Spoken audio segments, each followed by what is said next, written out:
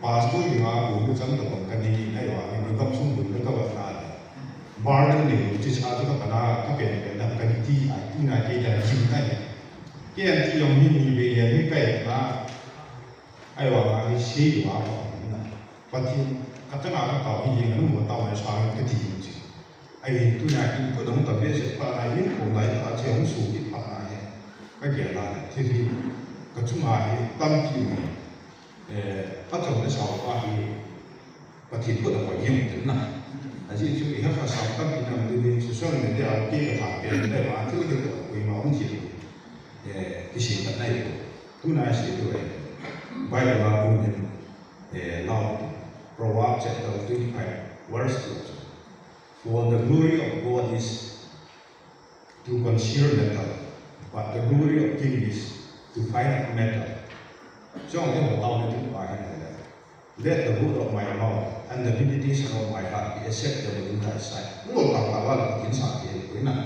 chúng ta chúng ta suy được cái này, mình không thứ mà tại cái vụ này. Gặp chúng ta đang ngồi thì mà thì nên gì gì, khi chúng chúng đang đây là sống sờ đi thì phải là cái cái hoa trái là có thể lúc bây giờ chúng chỉnh xe là cái liên cái lúc bây giờ chúng hồ nó có thể chỗ nào solution cái thì là vào mũi là chỉ không gì nào. 주주도 또 아무 것이 뭐좀 기본적인 거는 자산을 주는 것이 아니라 다이카 있는 것이 좀더 비해 깨야 깨게 있고 너는 깨야 고나는 게 나와 어디 봐요. 괜히 그때는 보온 나와 아니 거기다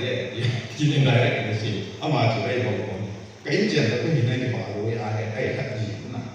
ai biết cái gì cái gì nhưng cũng là tất cả gì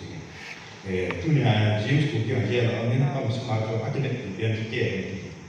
khi ông kia là công ty năm kỳ phụ kỳ kỳ mà ôi chúng ta đang làm cái chuyện này chỉ lại cái tiền tôi mà ai ông bộ chuyện này chỉ là mỗi năm cái chuyện chỉ phải mà là không đi về cái chuyện nó là cần gì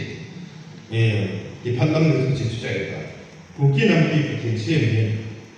thì cho ông ngày đó là sẽ làm ngày đó và phụ đây tôi là chỉ hiện thằng ông làm ngày đó thì chỉ có làm ngày đó vì mà ông tập phụ kia cái chỗ đó là cái gì này thì chỗ này ai cái ông mà sang ai là tổ đi ngang qua này áp dụng đi ngang qua đó thì là cái không gì anh đi chân này và số tâm đi năm cái ngày nào là sử dụng tại là lại ai mà có cái sử dụng đi là không lẽ sử cái nào mình của mình sử dụng ra cái trang hẳn là quý cho cái xe cái phục vụ gì tu này gồm lẽ năm mà anh sử dụng khổ sát thì đó cho anh hiểu cái gì anh đi chân là